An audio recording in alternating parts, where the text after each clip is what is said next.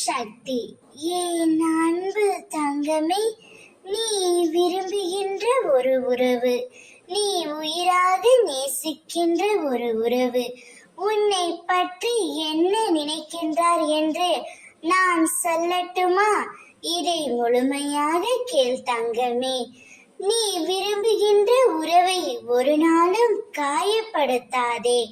அவர்களை இழிவாகவும் பேசாதே. அவர்கள் ஏதேனும் தவறு புரிந்தால் மன்னித்து ஏற்றுக்கொள். தவறு ஏதும் செய்யாமல் இவ்வுலகில் யாருமே இல்லை. அவ்வாறு உன்னால் மன்னிக்க முடியவில்லை என்றால் நீ மௌனமாக விலகி வந்து விடு, அல்லது மௌனமாக இருந்து விடு. உன் மௌனமே அவர்களுக்கான தண்டனை என்பதை நீ உன் மனதில் வைத்துக்கொள். நீ நேசிக்கின்ற உறவு உன்னை பற்றி மிகவும் உயர்வாகத்தான் எண்ணுகின்றது. நீயாகவே உன் தரத்தை குறைத்து கொள்ளாதே. உன்னை பற்றி உயர்வாக எண்ணினாலும் அதை உன்னிடம் ஒருபோதும் சொல்வது இல்லை.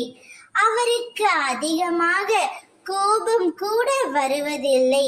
சில நேரத்தில் கோபம் வந்தாலும் அதை வெளிக்காட்டுவதும் இல்லை. கோபம் என்பது எல்லோருக்கும் இயல்பாக வரக்கூடியதுதான்.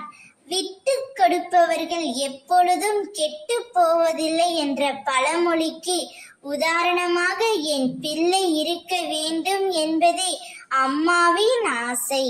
நீ விரும்புகின்ற உறவு உன்னை பற்றி உயர்வாகவும் நல்லபடியாகவும் நல்ல எண்ணம் உடையவள் என்றும் தான் நினைக்கின்றது. நீ சந்தோஷமாக இரு, நல்லதே நடக்கும். ஓம் சக்தி.